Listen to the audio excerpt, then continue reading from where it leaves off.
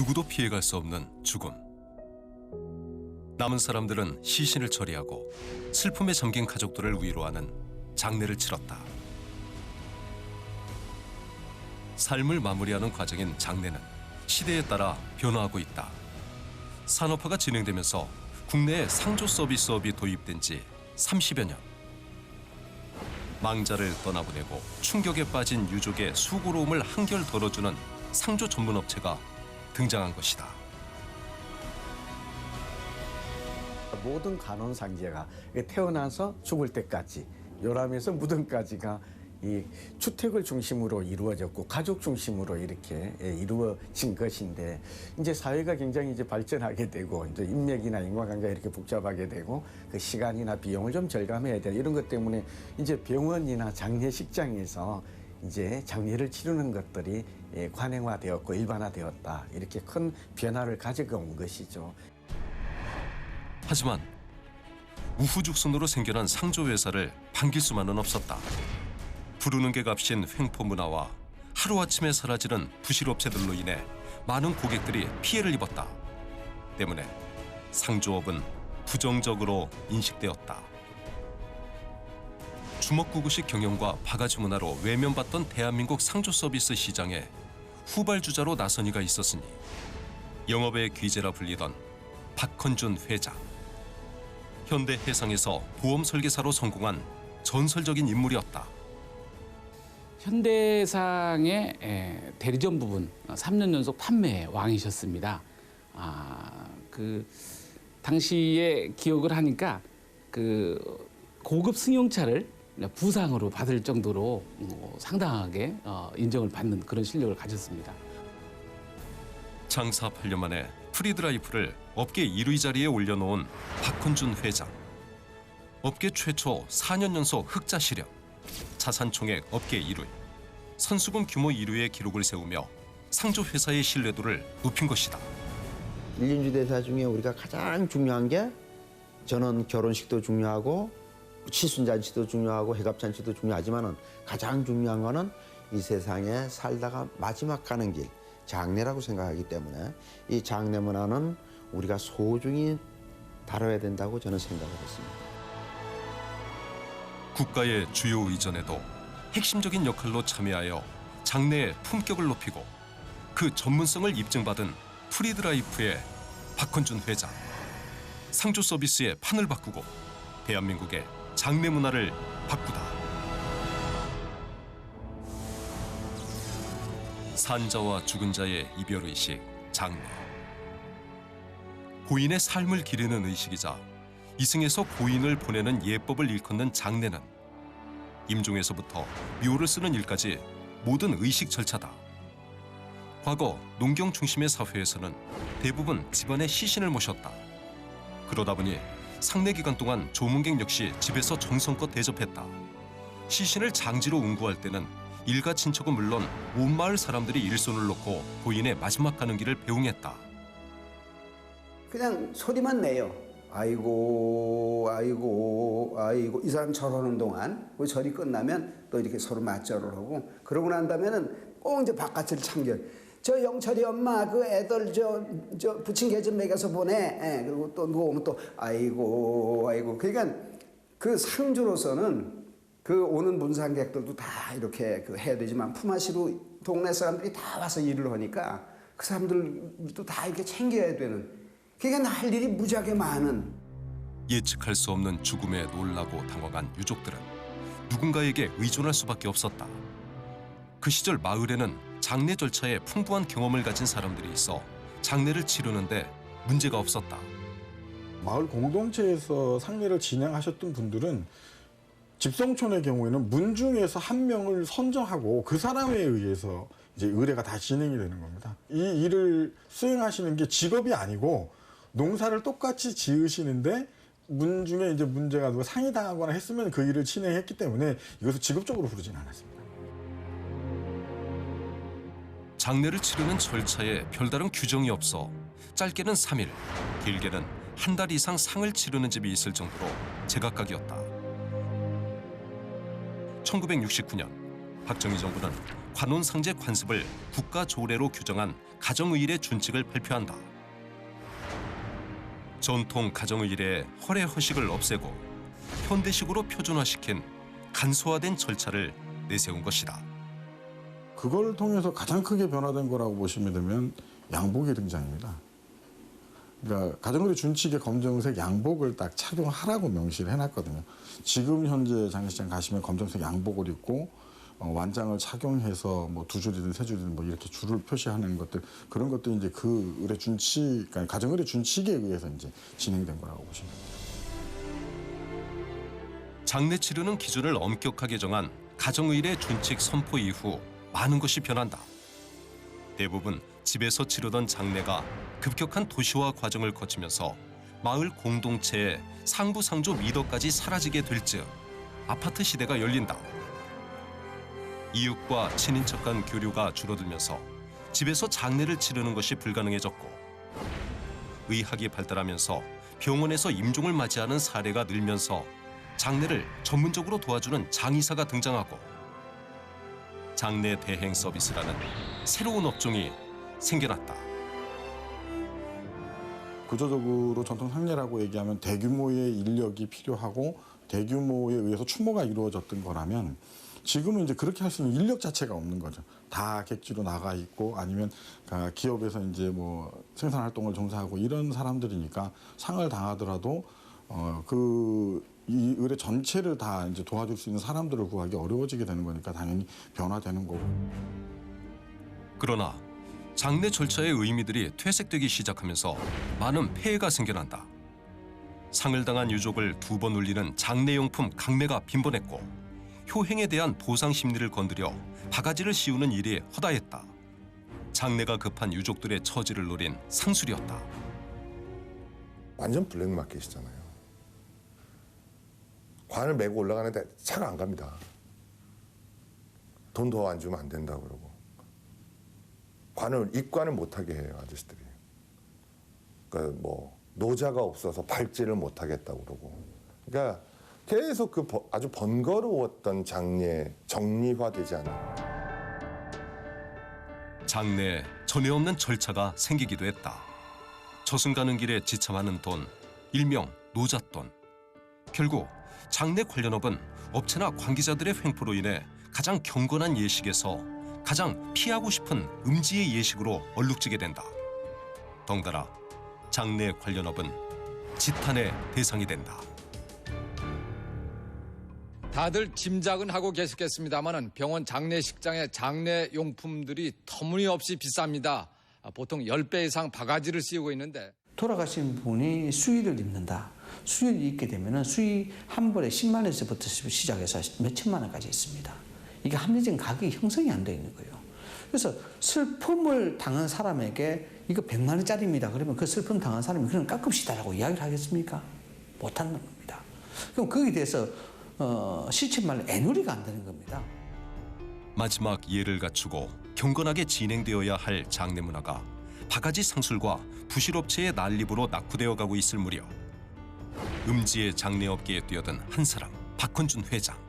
친한 친구 어머니의 장례식을 찾게 된 어느 날, 그곳에서 펼쳐진 광경은 그의 인생을 바꿔놓는다. 내가 죽어서 이런 장면을 본다면 너무 슬플 것 같다. 지하실에 쾌쾌 냄새는 나고, 한쪽에서는 찬송가 부르고 한쪽에서는 목탁 두드리고, 이런 속에서 한쪽에서 뭐 고스톱 치고 뭐 이런 뭐 속에서 장례 치르는 걸 보고, 아, 우리가 정말 귀하게 태어나갖고 하나뿐인 이 목숨이 살다가 떠날 때는 이러한 환경 속에서 우울하게 이렇게 떠나야 되는구나. 장례 문화를 바꿀 결심을 한 박헌준 회장은 2002년도 울산에 현대종합상조를 설립한다. 우리나라의 상조업체가 처음 들어온 때가 1982년도니 20년이나 늦게 상조 시장에 뛰어든 것이다. 보험 설계사 시절 전례 없는 3년 연속 보험왕 수상 기록을 세울 정도로 영업에 탁월했던 그는 누구보다 영업망 구축의 중요성을 잘 알았고 상조 서비스의 그 노하우를 접목한다.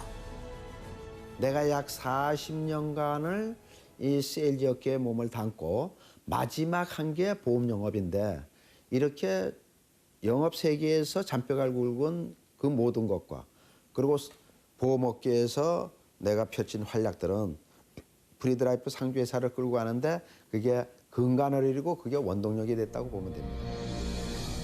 일정 기간 금액을 납입하고 장래가 있을 때 서비스를 제공하는 상조는 갑작스런 지출 부담을 덜 수 있다는 장점이 있다. 당시 업계 대부분은 3년 내지 5년 납으로 짧은 기간 동안 비싼 월 납입금을 내야 해 고객들에게 큰 부담이었다. 박헌준 회장은 창업부터 납부 기간을 10년으로 획기적으로 연장해 소비자들의 부담을 줄였다. 결과는 기대 이상이었다. 회사 설립 2년 만에 계약고 1,000억 원을 달성한 것이다. 저희들은 안전하게 또 그다음에 정확한 길만 걸으려고 하는데 회장님께서는 조금은 과감하다 할 정도로 그렇게 항상 그렇게 앞서가셨습니다. 그거를 이뤄내신 그게 바로 저희 회사가 아니었나 이렇게 생각이 됩니다. 현대종합상조가 울산에서 안정적으로 성장하고 있을 무렵 박헌준 회장은 새로운 목표를 세운다. 당시 영남지방 중심으로 성장하던 상조업을 전 국민을 대상으로 시장을 넓히자는 것이다. 결국 임원진의 반대에도 불구하고 본사를 서울로 이전한다. 대한민국 장내 문화가 변하려면은 대한민국 수도가 변해야 된다. 서울이.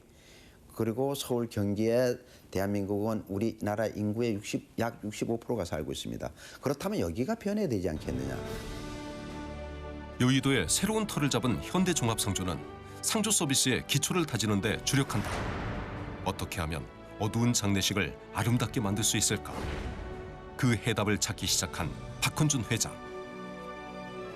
죽음 자체는 신성시하면서도 정작 고인을 진심으로 애도하면서 그 시신을 정성스레 닦고 수의를 입히는 사람들을 염쟁이라고 부르며 천하게 여기던 시절이었다. 누군가는 해야 되는 그 일을 감당하고 있단 말이에요. 우리가 인간이 살아가면서 일륜지 대사 중에서 가장 어려운 때가 뭐니 해도 내가 이 세상에서 가장 사랑했던 가족이 갑자기 내 곁을 떠났을 때입니다. 그때를 보듬어주는 사람. 멋지지 않습니까? 아름답지 않습니까? 그래서 위대한 겁니다. 직업의 가치를 높이기 위해 장례 지도사 교육에 과감히 투자한 박헌준 회장. 전문 교육기관을 짓고 체계적으로 교육했다. 제가 나이가 29이라고 말씀드렸어요. 근데 70대 상주님들이 만나면 저희가 선생님이라고 합니다. 그 선생님이라는 호칭을 제가 듣고 싶어서 그런 게 아니라 그만큼 인식도 많이 달라졌고 스스로 저는 이 즐겁고 감사하고 전문성을 높이자 직원들의 업무 만족도가 높아졌다. 시신을 만지는 일이라 누구도 하기 싫어하는 일에서 누군가의 생을 아름답게 마감해주는 의미 있는 직업이라는 인식이 생긴 것이다. 제가 아버지가 10년 전에 돌아가셨어요. 근데 그 당시에 입관을 하시는 분들이 제 기억으로는 되게 무서웠어요.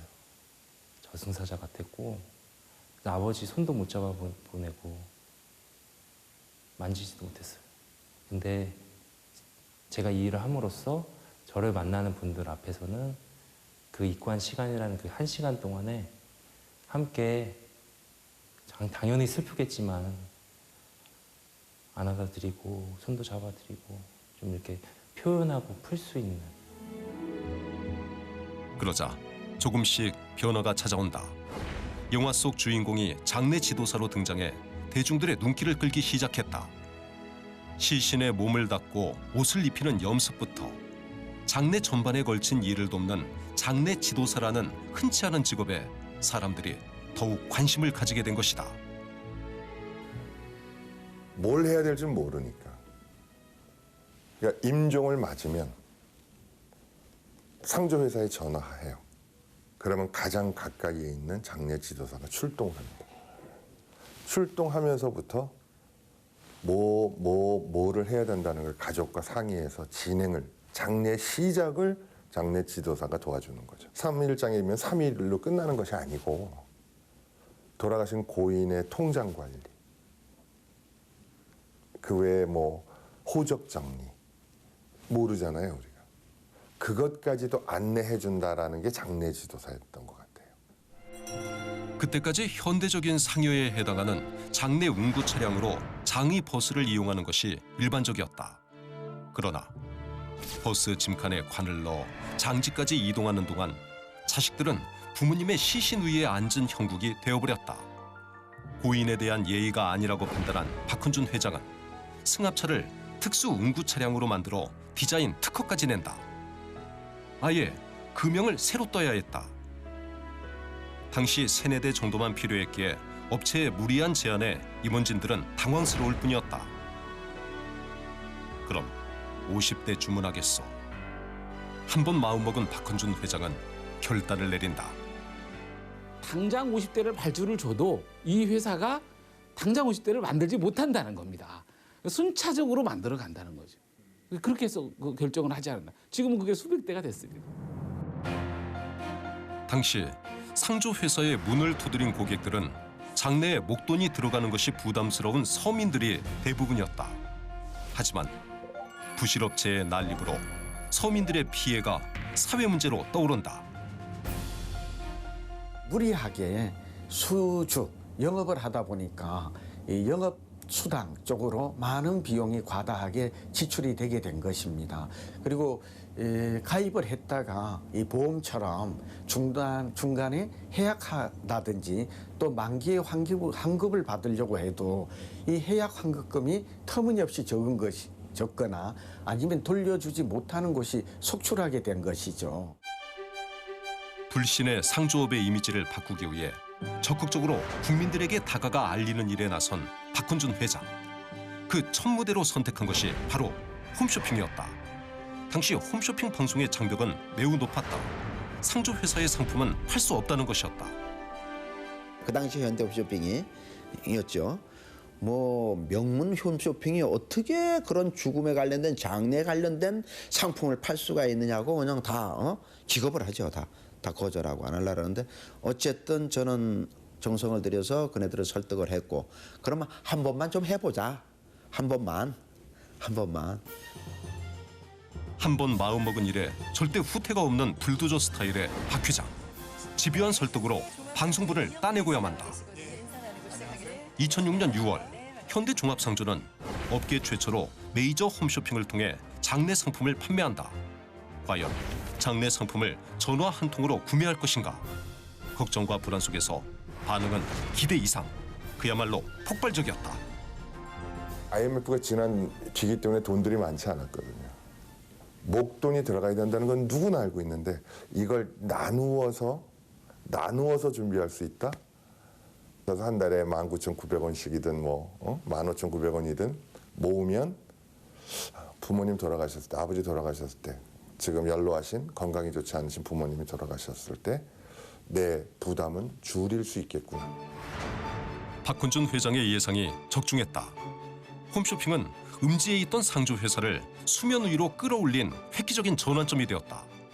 메이저 홈쇼핑에서 판매하는 상조 업체라면 믿을만 하다는 인식이 생긴 것이다.